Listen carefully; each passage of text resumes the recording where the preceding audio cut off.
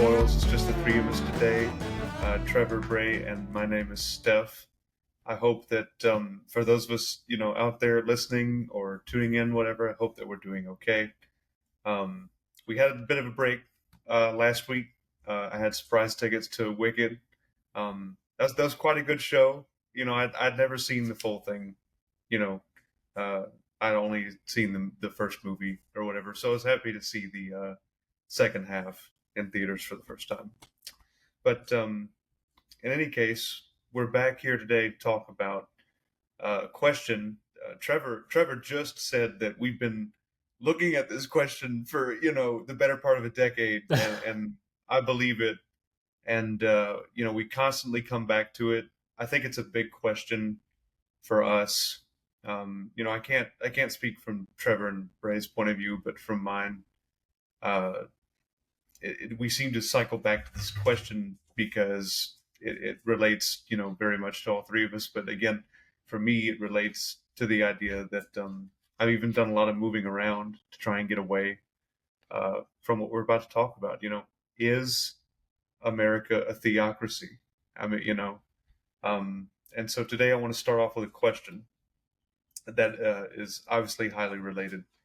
I want to ask both of my co-hosts here, and give my opinion as well. Is the U.S. getting more or less religious? Trevor, why don't we start with you? You're leftmost on my screen. Cool. I'm left off most on your screen, but perhaps not in mentality. But nevertheless, I'm glad to speak first. Good to see you. Good to see everyone again. That's right. We missed last weekend. It was a good reason. I believed in it, and I got to sleep in that day, so it was good. Is the United States becoming more religious?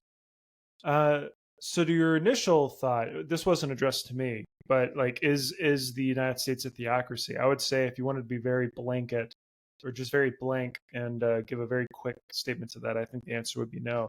But at the same time, I think that there are certain mannerisms and mentalities that have been flowing through our history that are worth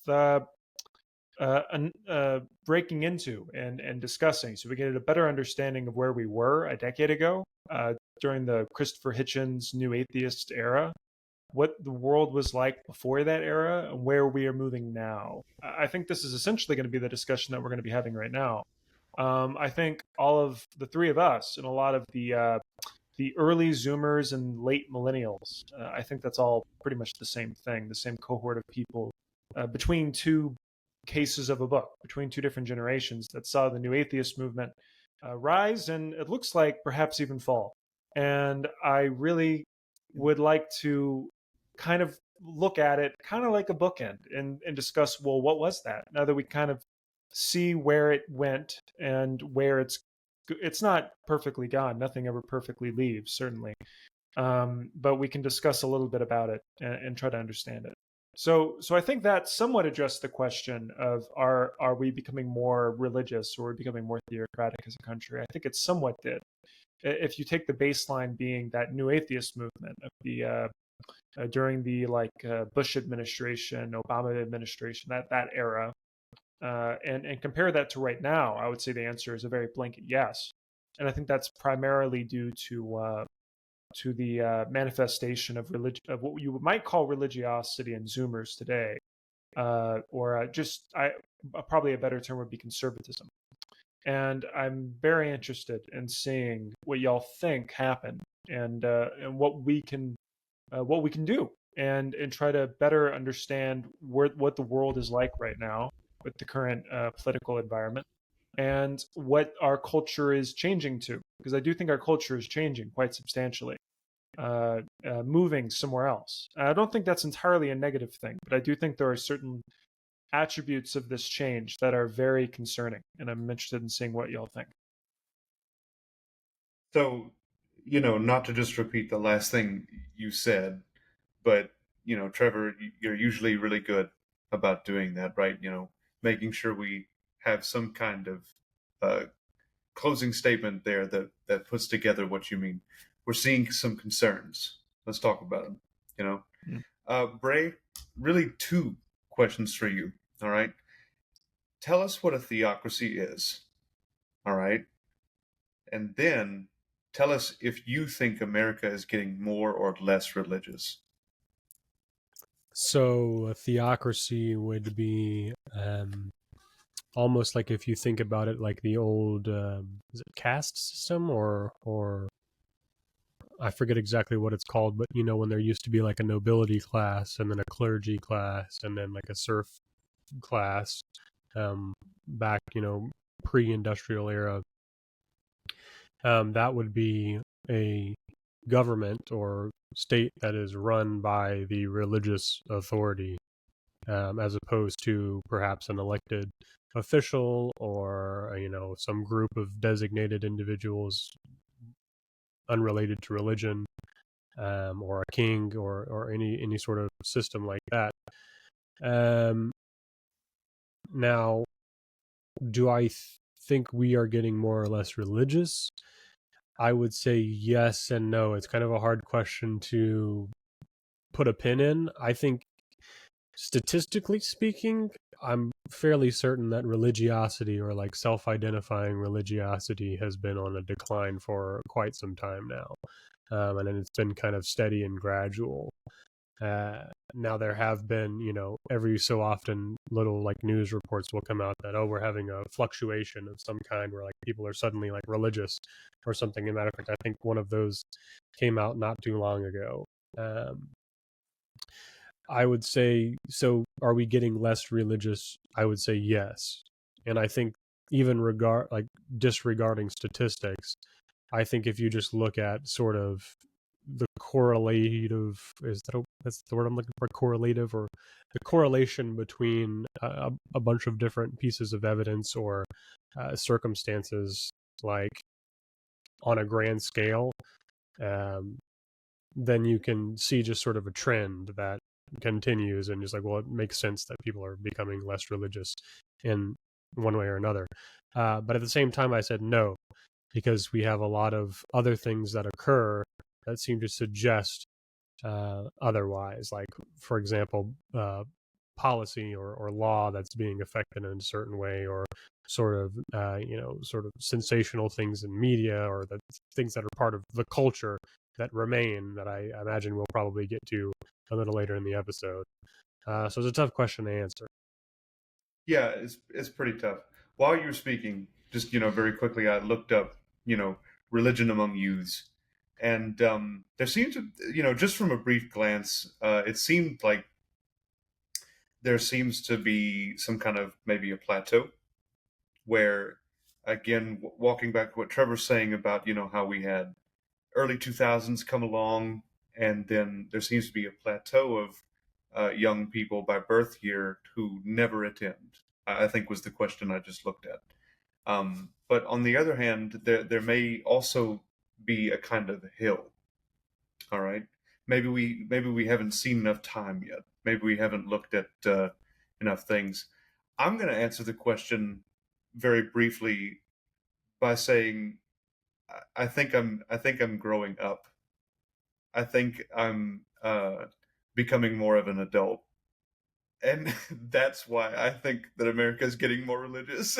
You know what I mean? So Yeah. so I feel like as I mature, I'm looking around and noticing more, and seeing it more often, and that definitely creates a bias. Okay, and as well, I'm a teacher. So, I have a very big story to share today, upcoming kind of event, about what happened recently at my job. It always goes back to my freaking job, I swear. But, you know, for those viewers out there who really don't know the teaching world, it's in this government, place that's very, very, middle of the road. Like you have to have your feet on both sides of an aisle, like all the time. And, we'll get to that eventually.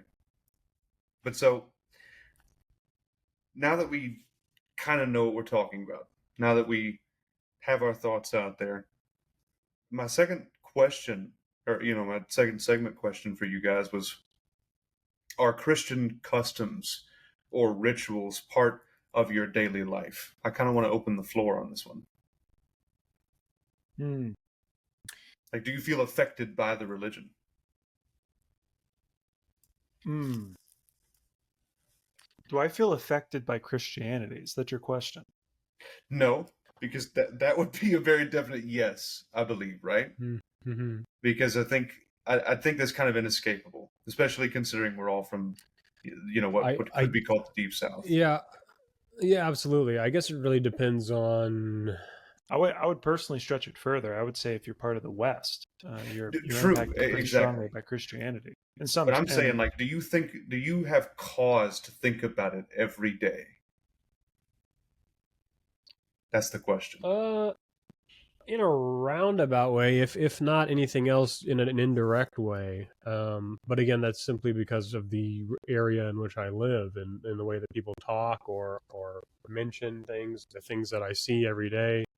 Um, but again, that's more me being affected by it rather than this seems to just suggest that I'm partaking willingly in like a Christian custom or ritual. this Um, is a I'm even trying to like extrapolate it to something that may not be like overtly Christian. Like, do I Sure. have any moments of like self reflection or, like when I wake up in the morning, I don't know, it's been so long since I was actually a Christian for me to remember the kind of things that we would do. But at the same You're time, supposed to do, yeah. yeah, but at the same time, like the people that I know, like my age, and because that's really all that I can speak for, that are Christian, I don't know that many people anymore, even living in the Deep South, that are. Who go weekly, or Yeah, I don't know that many. Let's put it this way: fundamental Christians. Um, People who are my age tend to have a much more laid back or personal. It's almost like we've gone from sort of Orthodox or Catholicism, where it was like only the clergymen or these trained people could interpret the Bible for what it was actually, and people couldn't even read for themselves a lot of the time, so they had to rely on somebody else. And then, of course, the Protestant Reformation happened, and a bunch of people were like, "Well, we can just decide the Bible says whatever the hell we want it to say." Um, and then we all moved west and such, and we got all of these different Protestant denominations of people.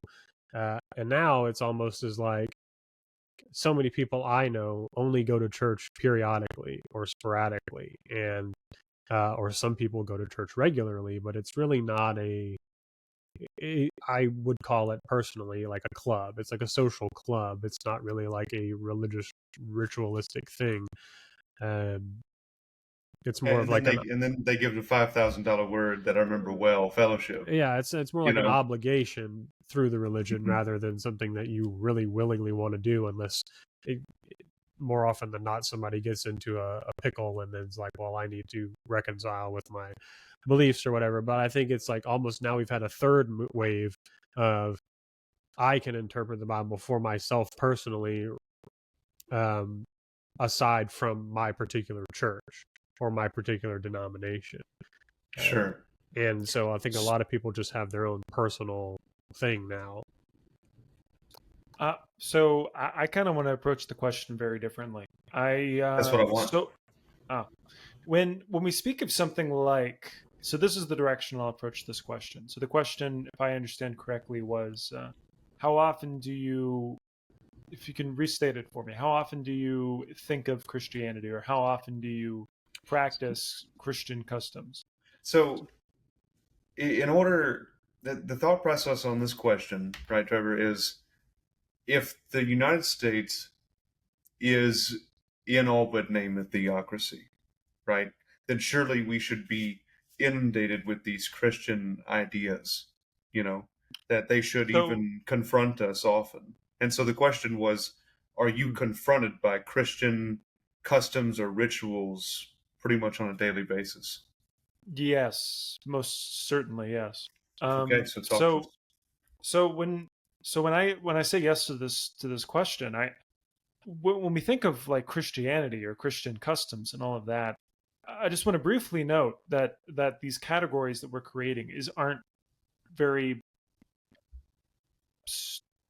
completely solid. When we speak, for example, I really want to put an emphasis on this right now. When we speak of the secular humanist standpoint, let's say, the secular humanists that exist here and now, that take their point of view, they're in this room, in this theoretical room, in this 3 rooms. We This point of view, the secular humanism, is a category which necessarily required the previous cultural mannerisms in order for it to have existed in such an assortment as it does. I mean, all of these things are just humans. Like throughout history, we have periods where there are humans and they have points of view. During some times, these humans believe in divine right, where you have, as Bray had mentioned a little while ago, the divine right of kings to rule over their feudal subjects. And you have later periods after that where people think more in the context of the people, such as like Cromwell in England, speaking in the context of, well, actually, it's from the people that elicit the right to rule. You see the whole shift of that towards more constitutionalism, which would lead to the American Revolution. There's this evolution of ideas. And these ideas somewhat require previous ideas in order for them to have fruition, in order to have activity, in order for them to have life, I think. And to say that all of this is to say, it's a bit like steel. Like you see these old videos of someone like molding steel, and it involves ribbons of layering steel over and over again, and then reinforcing over and over again. It just a lattice of many ideas just being ribboned on top of one another to create this current psychological viewpoint, which you might call the modern mind. Like, it required thousands of years of development of ideas constantly being mended on top of each other. Now, it's true that we could have gotten here by many different means. The secular humanist viewpoint could have gotten here by many different ways. But just the notion of being a humanist, for example, like putting at the very top, sure, it already exists, the notion that humans are valuable. I mean, that feels very innate. But the whole idea, the notion that is at the very focal point, like everything else is underneath it. And furthermore, you have rationality, empiricism, which you choose to be the focal point from which you organize all other forms of reasoning or all other forms of reason to do anything. These notions that all came together into this web of a psychological viewpoint that you and I exist in now. I mean, to say that like all of it really required the Christian viewpoint. It really did. And this is coming from someone who doesn't believe the underpinnings that would be necessary for the Nicene Creed. Like, like I said, I want this to be a floor discussion, and I want to take a good long time with this. I'm happy that it got as much traction as it did. I want to say out loud that I'm having trouble remembering even one thing in the Christian mythos that wasn't borrowed. Yes. Yes. Okay. Yes. So you're absolutely right. What I'm trying to say correct. here, Yes. what I'm trying to say here is that Yes. you're saying it requires a Christian viewpoint. I feel like I know what you mean by that, but the viewer might not know what you explicitly mean by that. So what I'm trying to say here is, like, even like the really sacred precepts of Christianity, like virgin birth and Yes. spirit and et cetera, Global flood. all of it, all of it is borrowed. Oh yeah. Literally all of it. So if instead we worship some other 100%. Iron Age deity, would we have the same thing and just call it something different? Explain that for the viewer.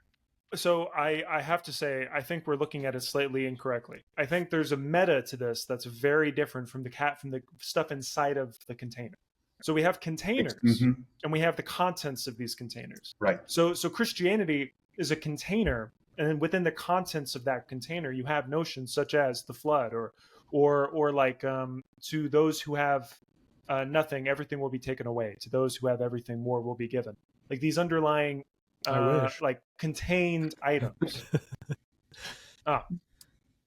So you have these items within this container, but I think the organization, that is to say, the way that this structure is that contains these ideas is what makes it unique and what makes it special. I think not only does Christianity borrow everything, but I think Steph, you borrow everything. I think I borrow everything, which you might call the id or the ego or whatever the self is. It's almost you are hard pressed to find any aspect of it that isn't borrowed from elsewhere. Very And the well. same Very hard pressed. I want you. You could just sit, like listener. You could just sit quietly alone and just look for yourself. Look for things which aren't borrowed. You very hard pressed. Well, So I yeah. bring this up to say, Which parts of identity are even yours exactly? yes. So I bring this up to say that it's not that Christianity brought us the flood myth. It's not that Christianity even brought us the idea that a man can become a god. I mean, these things are borrowed. It's the notion that you have to that the ontological structure, the tautological structure of reality, the way you ought to live, is this notion that humanity, quite literally, it creates this expression as the word of reality as love. Now that's been said before, but it's the notion that that is the very focal point, that the whole thing, this triune God, which is a complete strange contradiction, but that notion up there, and it's like that whole notion of being love all being wrapped up in it, and then after that everything else follows afterward. So no, Christianity did not invent love. Christianity did not invent men becoming gods. Christianity did not invent fundamental wisdoms, but it did create the underlying meta from which we construct and encounter reality. And through centuries of Christian theology, you have notions such as rationality being the best way to encounter reality. And that's crucial to what became the secular humanist viewpoint. It required it. Like, just look at Islam during the Abbasid Caliphate. They had their own philosophical golden age, and it fell in on itself because they chose faith. Like seriously, there's a book that I have. I highly suggest anyone read it. And I think I've mentioned it like 12 times, so I'll mention it a 13th. Destiny Disrupted. In that book, it's just the Islamic viewpoint of history. And in that book, I highly suggest you read it. It speaks about the Islamic Golden Age. And during that period, the philosophers lost. And the grand discussion between the learned men, the theocrats, and the philosophers lost. They did not convince sufficiently. And then you have later history. It is not guaranteed that history leads to secular humanists. It is not. You saw that. Not at all. We saw that in history. And here we are now. I really can't stress this enough. You are sweating Christian precepts, which themselves are sweating Platonic ideals. All of this is just totally, and the meta of it is so important to like encounter. The notion that all of the contained ideas are very ununique, but the way that they are arranged, the way that the chess pieces are on the board is completely unique. Is completely unique and completely separate from Platonic philosophy. It's like Steph said the other episode, like your myths are not unique. They're not. And Christianity just happens to be like that guy that said the joke a second time, just louder, and then everybody heard it and started laughing, and then all, all the other...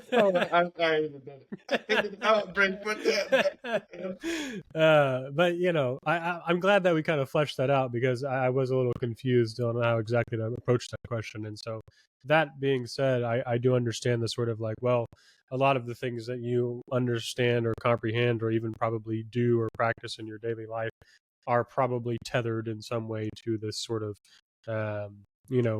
worldwide Christian mythos or doctrine that's spread around the globe.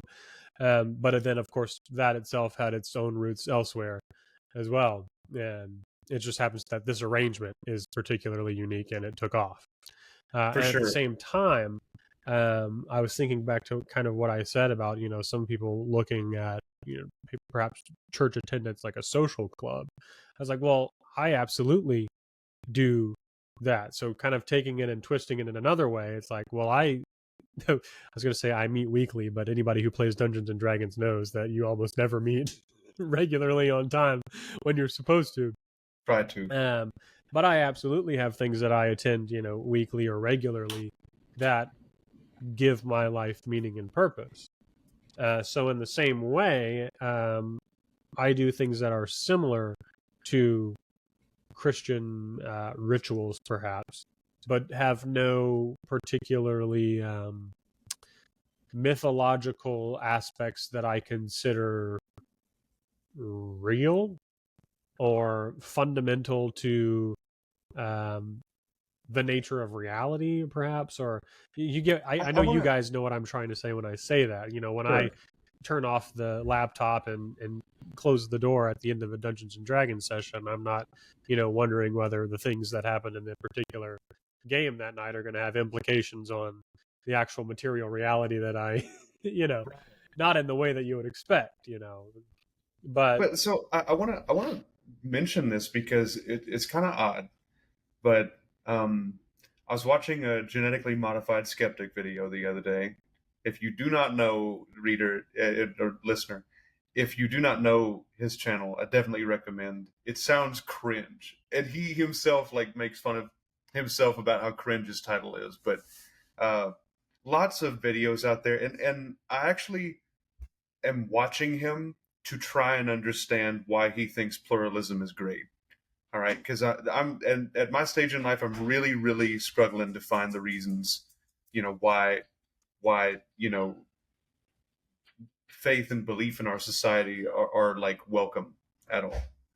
I wonder why, after so much verifiable destruction, we still accept them. Hey, you know what I mean? And so, anyway, back to the matter at hand. He mentioned something about getting together every week. And then me and my sister had a conversation this past week about getting together every week.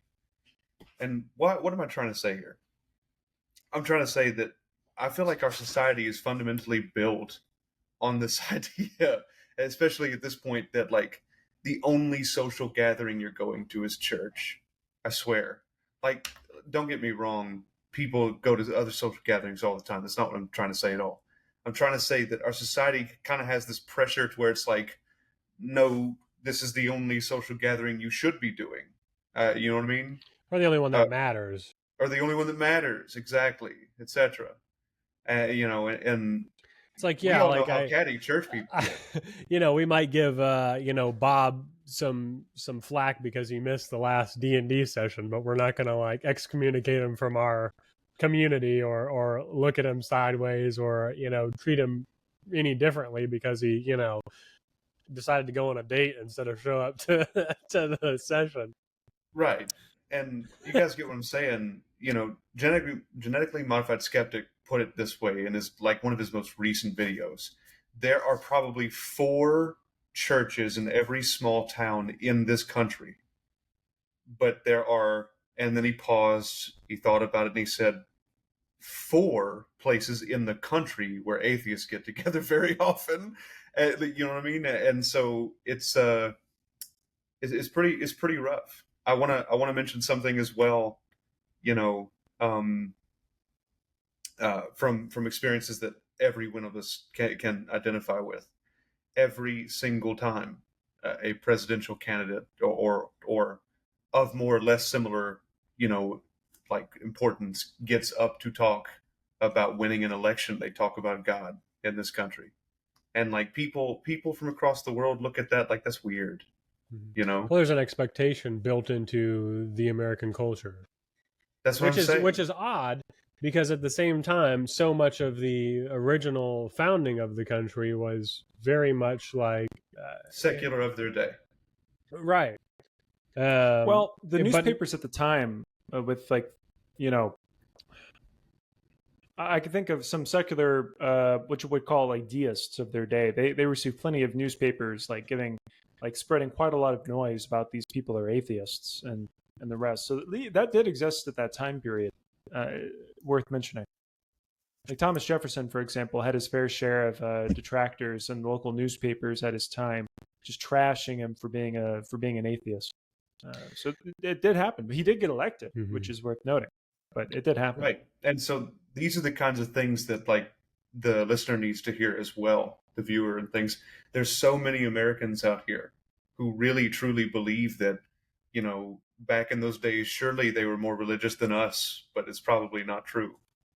And I will say the caveat about a little bit earlier what you said about we might have 4 places in the nation where atheists get together regularly is obviously because you would not create a place of gathering specifically for a group of people who do not do something. It's like there's speaking of accounts on YouTube, there's a particularly good old satirical account called Non-Stamp Collector on YouTube, who made these little like Microsoft Paint animations to kind of throw jabs at Christianity or just religion in general.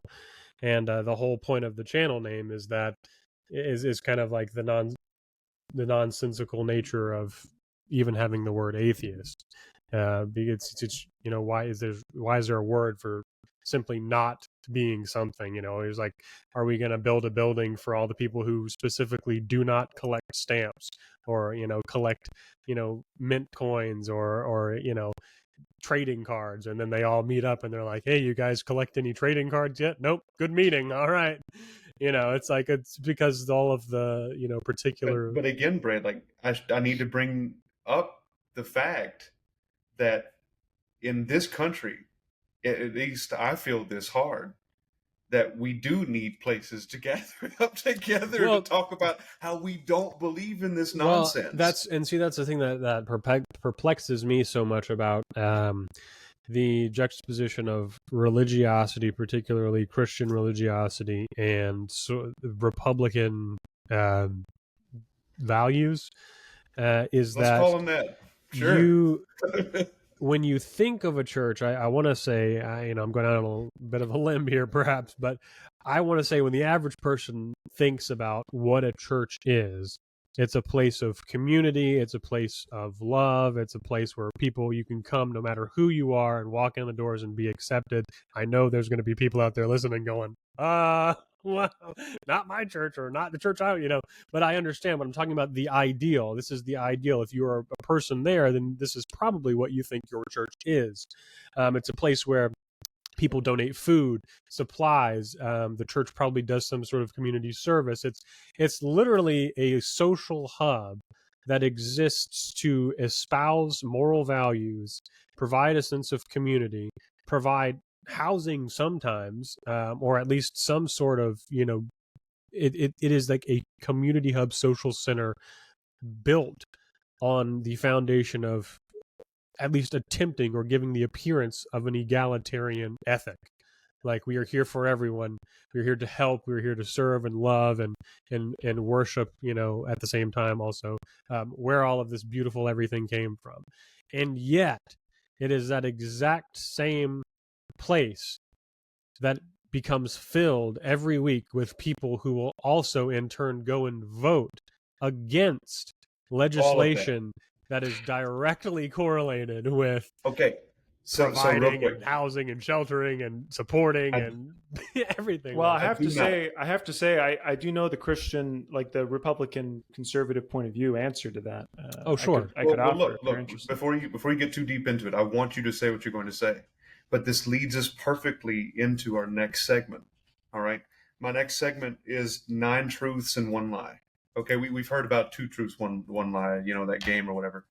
But like, what I'm trying to say here is that I think so many of our central narratives, even so many of our, things we tell each other in this society and blah, blah, blah, are like this rule of 9 truths and a lie. All right. Everything like 9 of the statements that we make about things, and 90% of whatever, are great, good, humanist, concepts. And then there's that one central lie that is still there, a pernicious mimetic idea that will not die. Why don't you say what you're going to say, Trevor? Yeah, I was going to mention. So to address that point that Bray was making earlier, that point that the Christians speak of donation and charity and helping their fellow man and the rest, and yet so that's that. And at the same time, they go off and they vote for less and less social services, less and less welfare programs. So the basic like conservative viewpoint on this, I think, is pretty. So the basic viewpoint is that it's all well and good to donate and to give your money to a group that will use your money to help, or better yet, to spend your money on helping someone. Like that's all well and good, and that's within the Christian ethos. But that is not the same thing, fundamentally, from having your money taken from you and being spent on things that you may not agree with. That's the essential viewpoint. Like the basic analogy that I've heard is the notion that, okay, let's say there are two scenarios here. Let's start with this one. I'll be very brief. Sure. You do want to donate money. You do. But there's only one organization that you can donate your money to, and they don't do it very well. A lot of money gets moved around. A lot of money gets spent on nefarious things and all of that. You know that there are other donation options. Like there are these other groups that actually do good stuff with your money. You could actually follow their logistics and see that it gets spent well, and like they actually help someone. But you can only give it to this one group that's extremely slow, bloated, and wasteful. And that's just, it sounds silly on its face. And then the other scenario, let's say you don't want to donate your money. Let's say you're flat broke. You don't have any money to give anyone, and yet you still have to have your money taken from you. So that viewpoint essentially is the conservative Christian stance towards the notion of social welfare and the rest. It's the notion that one is donation, the other one is theft. That's the difference. So I want to go back to to what you said, Trevor. And like highlight the flaws with this sort of thing. Those narratives were given to these people, like whole cloth, all of it. This idea that we don't need to have social programs because charity needs to pick up the slack.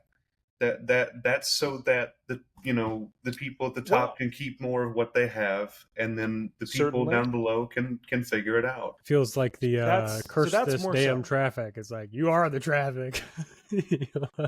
Yeah. So yeah, the other part is like it's not the charity needs to pick up; it's that they need to take care of themselves. They need to pick themselves up, and I will help where I can, but that's not necessarily. I don't want 40% of my wages docked by a system that's not even helping them. That's the point of view usually from the conservative lens, the conservative Christian lens. Right. Not only do I not want my money taken, just like on the face of it, I don't want my money spent on these things, but the notion that it's not even correctly being done, like the system's I want to add another layer here though for the listener and the viewer. So Bray set forward that these are good people, and Christians. I would imagine that among Christians and among conservatives, those being obviously two different groups, probably with a lot of overlap. I would suggest probably 99% or 99.9% of them are just good people, just misled, in a lot of ways. Okay. So Bray's saying that these are egalitarian people who are looking out for others. Yes, they have a fundamental belief, Trevor, that you should be taking care of yourself. But at the end of the day, they're the kind of people that will help. And then they go into the voting booth and vote against helping. And what do they vote for? You say, Trevor, that from the Christian, or conservative or both lens, I want to keep what I have. Well, what do we vote the spending on? Blowing up people across the country, not across the country, across the earth, Certainly. So we're having to do all these mental gymnastics all the time. So much of a common person's, just like me and you, cognitive load is spent on these narratives and weaving through them and figuring out, what is part of the narrative today as opposed to tomorrow. Yeah, I would only mention there, I think there's a shift recently. I think with the old Rhino perspective of let's invade Iran, that sort of thing. That perspective, I think, even in the conservatives themselves, especially like the MAGA movement, there was, for example, a recent development where a lot of the America Firsters, which is an old term, I think that term goes back to World War I, actually. Very interesting. Probably. The America America Great Again goes far back as World War II. Sure. It's certainly not the same thing. but it's certainly a term that's been used over and over. But Mhm. I was just going to mention the America Firsters as a term have been around for a while, but the America Firsters that exist now have recently changed their name further, or at least some have, to America Onlys, and the basic viewpoint has changed. I think even among conservatives that they don't want any money spent on foreign engagements, and that's been But a how do recent you development. The respond to the Ted reason, Cruz saying that we need to fund these blood rituals? I mean, well, for real. quite it's a very strong point. I would very quickly say to that is that we're not dealing with two sides. We're not dealing with two guys in a fist fight and one pulls a knife. Like no, like that's not what it is. It's many different viewpoints, and we have a two-party political system that's not working. There you And go. that's quite simply what it is. There are plenty of people that are highly conservative and want no foreign engagements. There are plenty Preach. of people that you would call liberals that think that we should overthrow the Iranian regime, for better or for worse. There is a lot of things happening going on right now. There's the Israeli lobby. There's the Palestine protesters that are running through. There's the trans movement. There are the pro Second Amendment trans movement people. There are the anti Second Amendment, highly liberal people that are often enough very in close proximity to the LGBT community. Like it's really you fail necessarily when you try to envisage all of this as two different parties punching each other. That's what it turns into every 2 and 4 years, especially every 4 years. Exactly. But it's only just a failure of the structure and nature of our political system. And you see that every couple of years whenever there is a time for a vote and a bunch of people just don't show up. Because sure, their group, the left, whatever their group is closest to, the left or the right, exists. But whatever it is that that group is right now, that president or that voting cycle is representing, will fail to them because it doesn't reach their needs. Sure, they wear a blue shirt sometimes, but they're also super pro Second Amendment.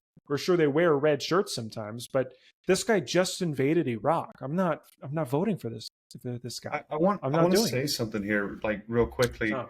You can so tell if you read the original documents of the Constitution and whatnot that like the whole point behind this like two like obviously they didn't want a two-party system to begin with, but that was the logical conclusion of what they made.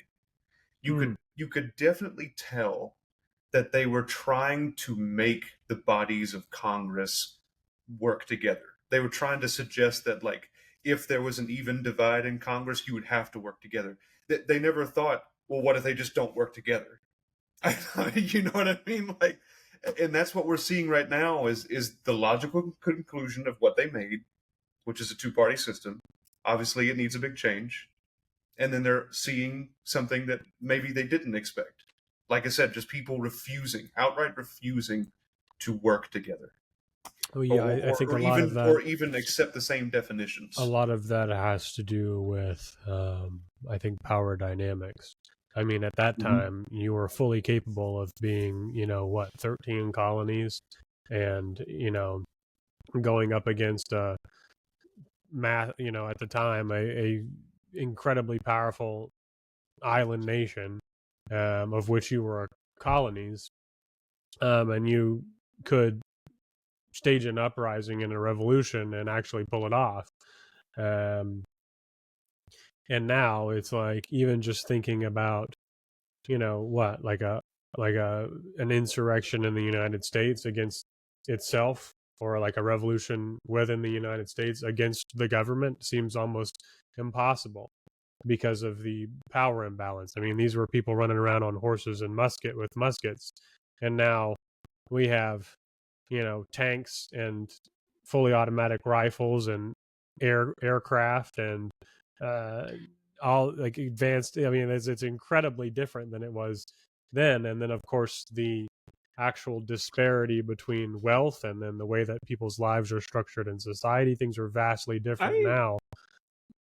mm, I think it's not just a matter of military arms that determine the outcome of a revolution. I think that it's more complicated than that. Oh, I sure. think a revolution could happen right now. I think it could happen in the future. I do, and I could like I think it's briefly worth noting. A revolution is just as much a battle of hearts and minds as anything else.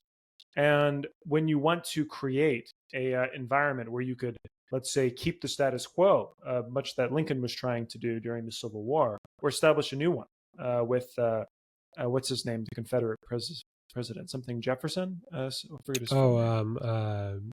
Jefferson Davis. Jefferson Davis, thank you. Establish a new status quo as he was doing. It was very much so weapons and battalions and for their day, their tanks and the rest to do what they could against their enemies. That was very much so an aspect of it. But I do think that part of it is also hearts and minds.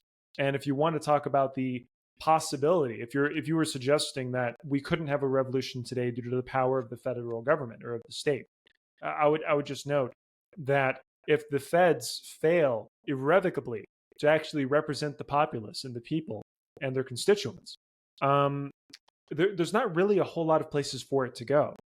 Would it threaten itself with nuclear annihilation? So what it would do? Would it roll over its people over and over again until submission? Will that last as a country? Will that create something that can function? Would it create a social credit system and restrain people in boxes until they age to death, and perhaps put them in camps to concentrate? Like, is that what they would do? Would that work? Would that create a system that would stand the test of time? I'm not so sure. I do think revolution is always possible. They're not willing to try it. Certainly. We see that right now. We see that right now on the opposite side of the earth. You see it.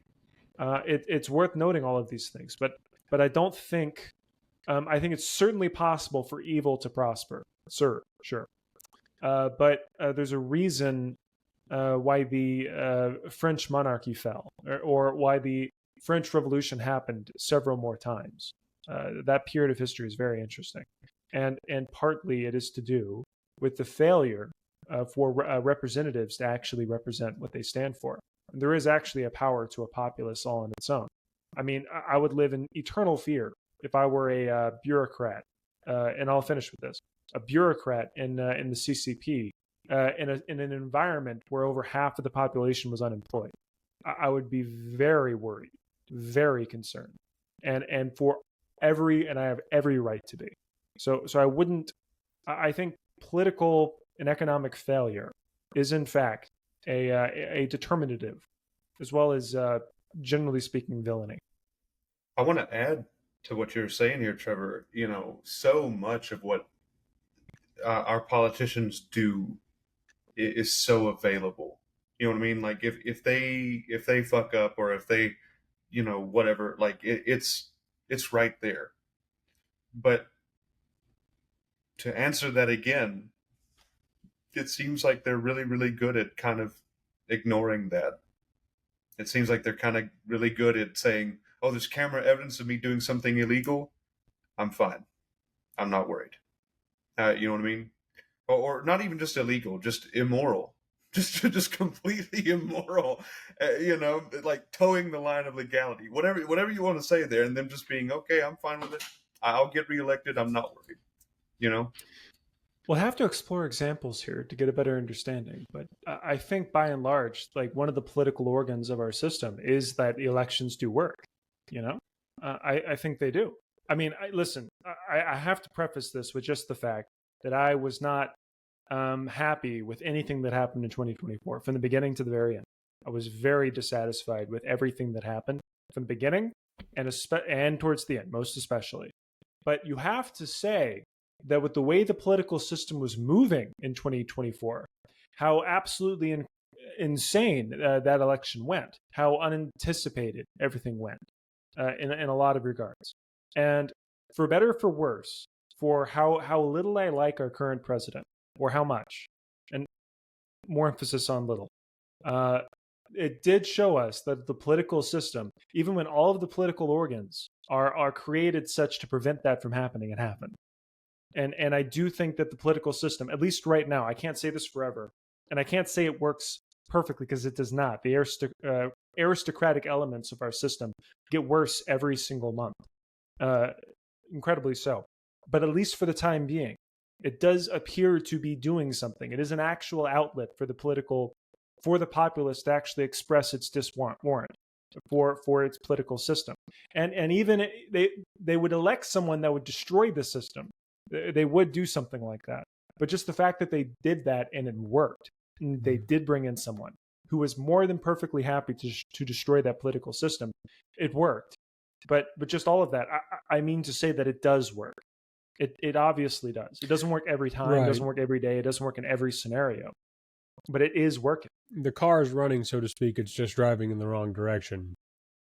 Now, we did go on a little bit of a tangent on sort of a little strictly political discussion, but I think maybe that kind of put us in a region, Steph, for the depending on what you were looking for the East versus West belief now versus the future.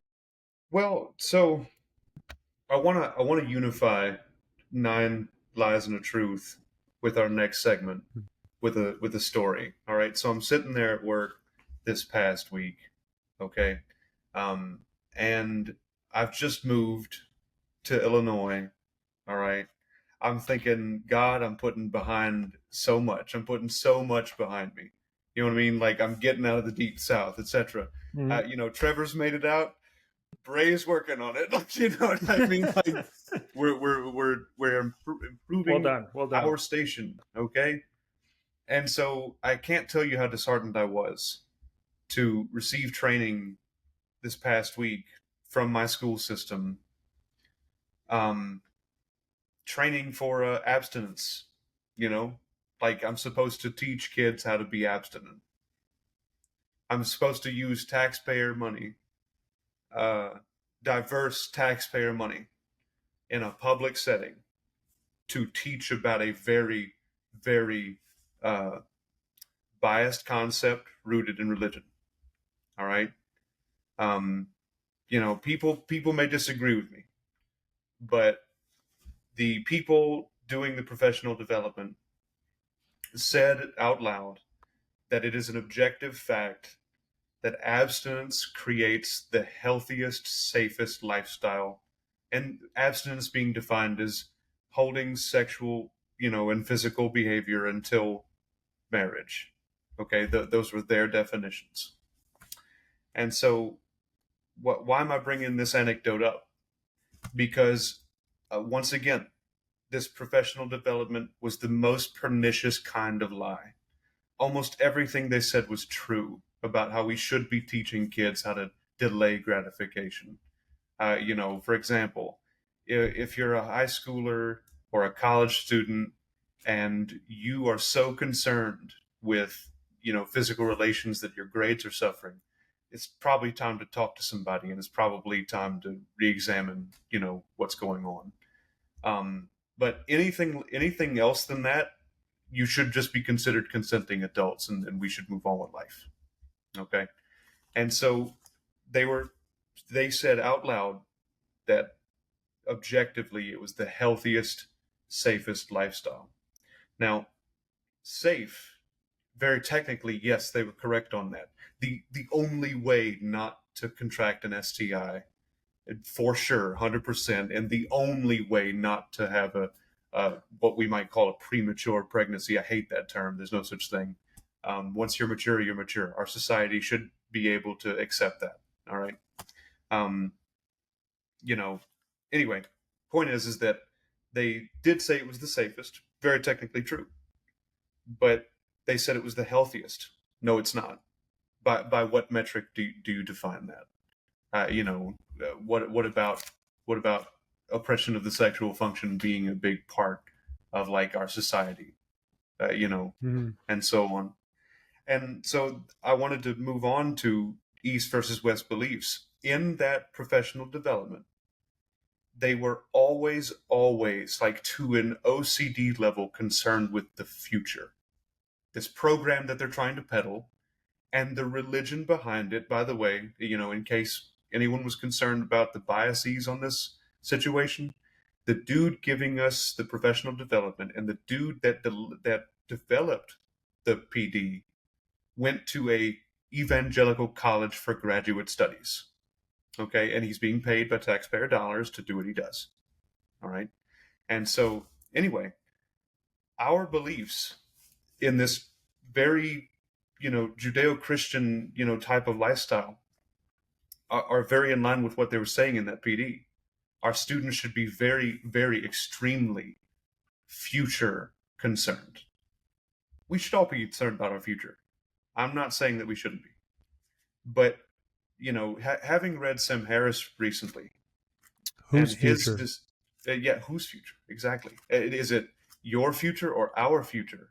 And by the way, in that PD, they were pushing some very individualistic characteristics. Your individual future is the only one that matters, as though people won't be there when you get there, type of situation. Ridiculous. But reading Sam Harris and looking into religion as much as I have, our cousins, obviously all of us are white here, but you know what I'm saying? Like our cousin humans in different cultures, like in Africa, like in Asia, they have different modalities of belief. They have, different ways of thinking. We all know that in what we call Eastern, I hate that term too. East to what? You know what I mean? East to London. That's of course what we're talking about. In Eastern religions, people are very concerned with the now and like us, whereas in Christian religions, why do I say it that way? Because we have such a plethora of different interpretations and whatnot here. It's a free market of ideas where any Christian belief can compete.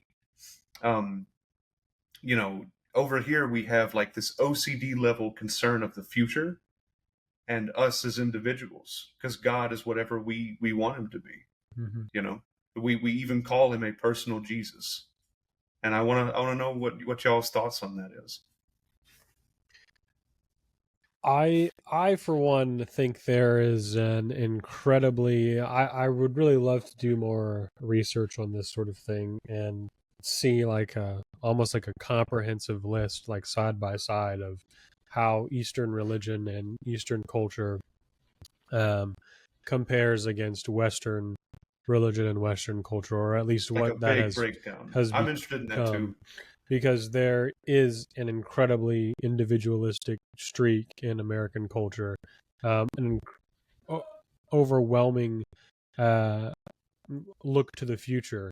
I've mentioned on here before that we spend so much money on healthcare, more than any other nation on the planet, and yet we have worse rated healthcare than places that spend less than us. And part of that is because of a lot of that money is going to innovation and development of new things, even if they don't always end up being effective or whatnot. And another part of that, and this one I think can get overlooked a lot, is debt, because in my view, so much is not guaranteed or taken care of, and at the same time, the wealth disparity is so large. Everybody, especially my age and my generation, I mean, debt is just kind of a thing that you will have and you will have to deal with, whether that's buying a home, or trying to get educated and going to school, or even just trying to exist in a daily capacity. I mean, I don't know anybody that doesn't have a credit card anymore. That used to be like a thing. Like people were just like, well, I don't have any credit cards. Now everybody I know has like 3. You Or must have them. You must have the yeah, ability or you must be to able do to that. purchase your future, or Yeah. you have none. you know, You have to buy into this system or you lose. right? Or you just make it incredibly difficult for yourself, unless, of course, you are already born into a family in which this is taken care of. But yeah, I'm disappointed in myself for the lack of knowledge that I have concerning a lot of Eastern religion, but I do know that it is, even just culturally, the Eastern world has a much larger sense of community. And I mean like immediately east, like you said, of London. Um, Even just like inner family like things, like here in the United States, I tell people all the time, I'm like, the family structure really confuses me here, and that like so many times you can have a family, you can have extended family, but you may only talk to like the people most immediate to you, and typically these people live scattered all over the place. Whereas almost everybody that I know that is comes from an immigrated family in the United States, like my best friend in high school had one of his parents' grandparents move into their house when they and they were in like a small house. Of course, they moved into an incredibly large one because his father was a doctor afterward. But they, the grandparents came with, or there's practices like in some Asian countries where grandparents will raise their grandkids while the parents work, and that sort of like little like ladder step or whatever you want to call like leapfrog system continues on. I believe that leapfrog kind of system is, if I'm not totally mistaken, and I could be, that leapfrog system is how it's supposed to be done. Well, it's I have actually met people or talked to people online that consider the idea of like a nursing home or like of a like an elderly care place to be somewhat odd. In the sense, like, it's like, yeah. why would anyone ever have to be like, I can't take care Because of in my this country, it's expected that you save enough money to buy your nursing home stay until you die. How pathetic. I can't help but wonder if it affects life expectancy overall. Like that's might be a reason why Americans live just a little bit less compared to people from other countries of similar socioeconomic status. Because you always hear these stories, and I'm afraid I don't have a statistic to show you, but you always hear those stories of the CEO who worked really, really hard. He retired at 65. On the day after his retirement, he died. Just like died in his sleep. Like he gets to his retirement home, he sits down, and then he goes, and his life right. He's energy exhaling flows all from of his the lips. air he'd been He holding in exhales his his life entire force. life. Yeah. He expels his life force, and then he's gone. That's kind of one of the things. Like I get asked this a lot because I work in a Alzheimer's disease lab, and we study longevity and aging. And I've been asked like many times, like, hey, what can I do if I want to live a long time? And like really, truly, as dumb as it sounds, like the best thing you can do that I find is to live a meaningful life. To live a meaningful life right now. I don't mean like look back at your meaningful life. I mean you are 75 and you take care of your grandchildren. That's what determines whether or not you're making it to 85. Or Trevor, how about all of the instances of older parents or grandparents that when one of the pair dies, you find out that the other one passes away very shortly afterward, even if there were no present health complications. Very naturally. That's just the way that it goes. You need to live a life that narratively makes sense. Your body is listening to you. Your body and your mind are in a constant communication because they are the same thing. And when you find yourself in an environment where your whole day is involved between you, your recliner, and your TV, and being in your box, and that is your life, and you have no other plans before tomorrow or the day after. Consumption. Your life energy will leave from your nostrils and from your mouth, and it'll go back into space. And that's all that you will be. If you want to live a long time, like that's generally speaking where it goes back to. And all of this to say, this is a tangent on a tangent, is that I personally find the nuclear family that we exist in now, where what you think of as your family is your siblings and your parents and your grandparents, maybe, and also your uncles and aunts. But very rarely do people even know their grandparents' siblings. Like that's the nuclear family in my point of view. And overall, I like it and I dislike it for myriad reasons. But I do find it the aspect of it where we disregard and let go of our like we don't integrate our grandparents into our lives towards the end. I have always found very odd, and I think is a moral failing of our society. I You know think what it that allows really us should to change. do, Trevor? What it allows us to do is repeat the same mistakes over and over again. We don't have anybody living sitting next to us telling us, hey, I really have seen people like this Trump guy before and they're bad news. You know what I mean? And don't get me wrong. I say that even though I know that most old people in this country voted for Trump. I'm saying out loud that whenever we remove those living witnesses from our, if we don't have a consciousness that extends beyond our own lifetime, that's when we run into problems. Well, this is another Yes. issue to bring it back to the religious discussion is that I have with religiosity, period, is that I think that um, much in the way that it provides people a meaning and purpose while people are here, the unfortunate fact that we don't hear from anybody after they've moved on from this or they've shuffled off this mortal It coil, so makes to the evidence speak, scarce. it serves against our capability of saying, well, the fact that we don't have anybody coming back saying, hey guys, actually, I just want to let you know that was all for nothing. There's nothing afterwards, so don't even Or bother. take the Family Guy You thing where know, Peter goes, "Yeah, so hell was real. Like there's no heaven, but hell is real." right? So,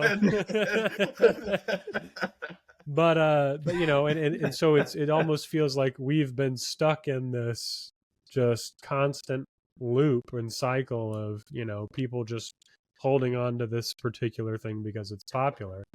Now I would be surprised to find out that and really honestly when you look back and through history, it feels like such a weird claim or position to speculate on, but it's like it's very difficult for me today to think, well, is anything else ever going to come along in the future that will supplant Christianity or Islam or one of these particularly popular religions as the thing? Because all of I think they these, wrote a story about that called Dune. well, You yeah. know, What are we doomed to, or so to speak, in a popular, am I destined to bear this cross forever, so to speak? Um, I don't know. so it's really once again good. I know my co-hosts, or at least I pretend to fake it till we feel it. But I'm loving that we're transitioning to my final segment here. Bray's telling us that we might have to bear this cross for our entire lives, and that as an adult who is no longer a hopeful youth, yep, this stuff's here to stay, and I will probably not live to see the day when these beliefs are really, really challenged. And I'm gonna have to find a way to be okay with that. You know, so I'm gonna ask you all a final question: what long-term things or ideas are we dealing with, and will continue to deal with?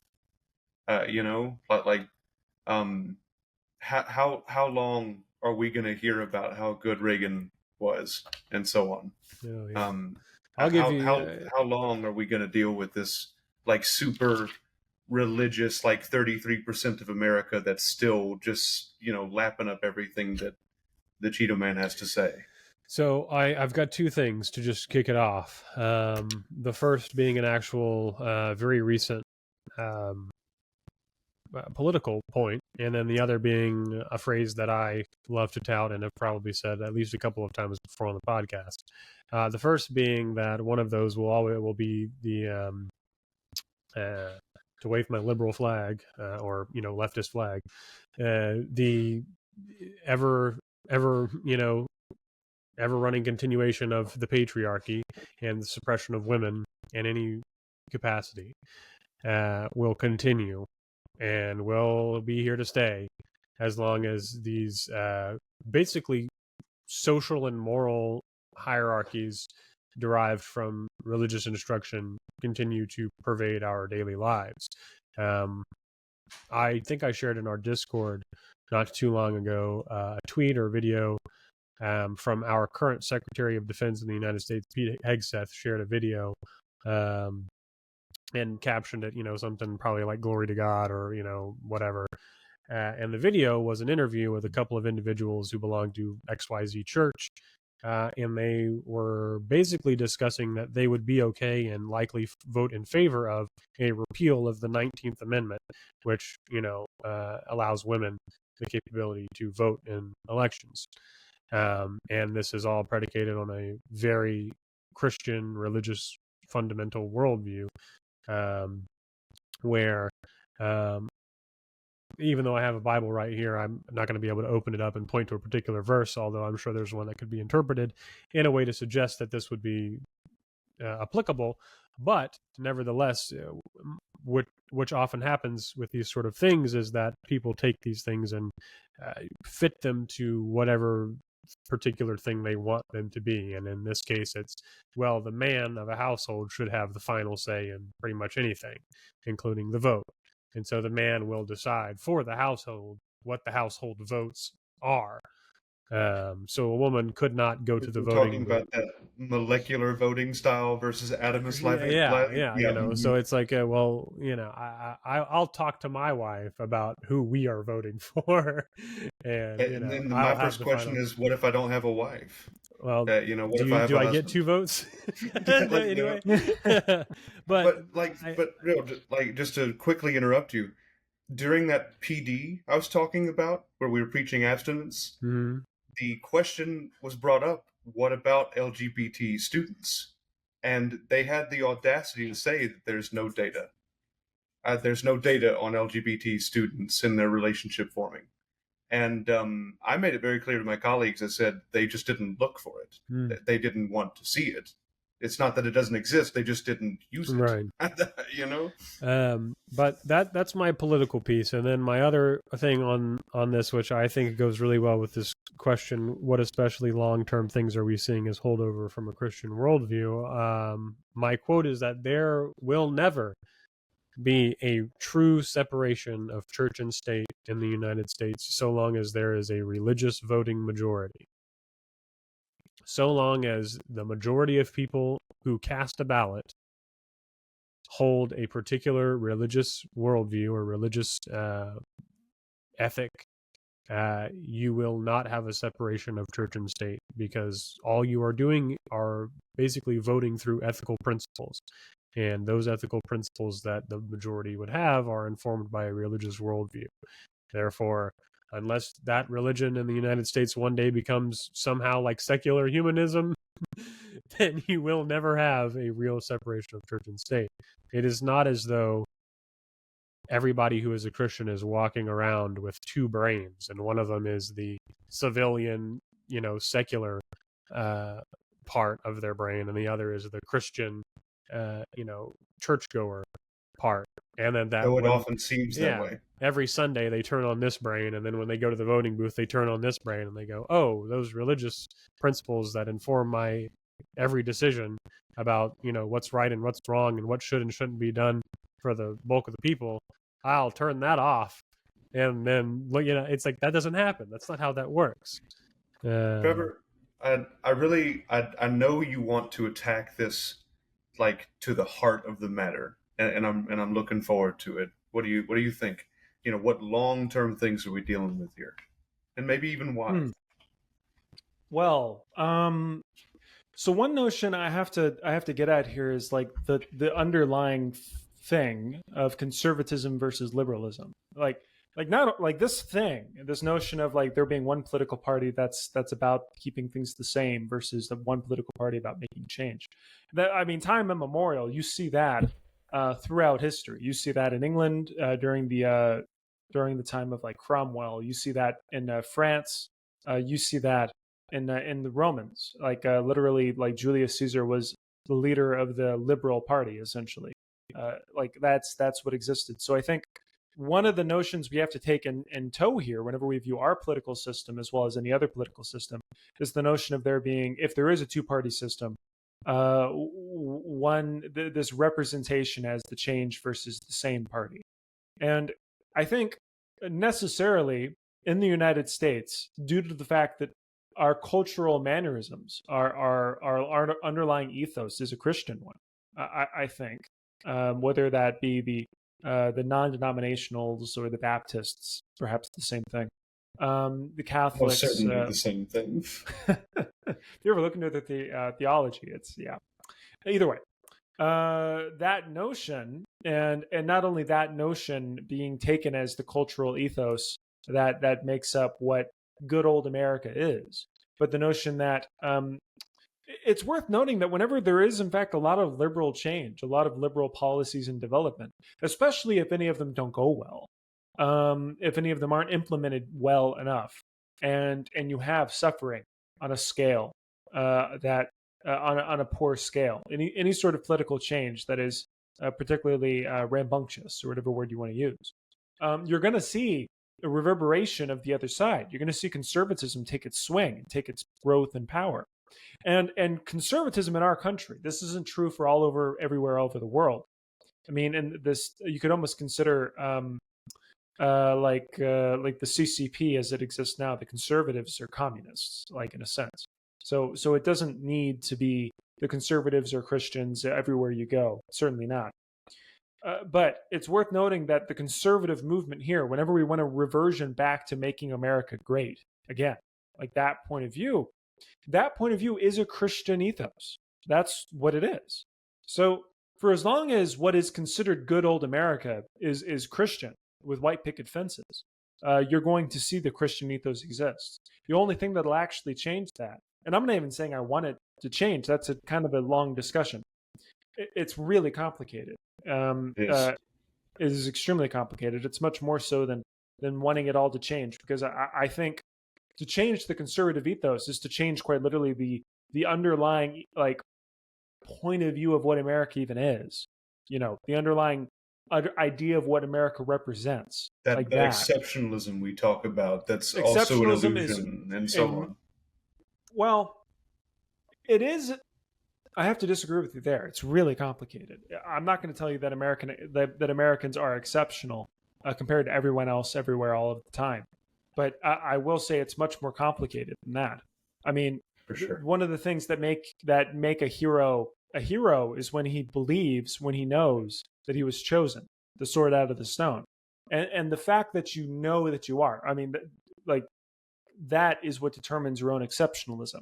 And you could almost consider the American point of view of exceptionalism is itself born out of its own belief that it is exceptional. And they become exceptional because of that very point of view.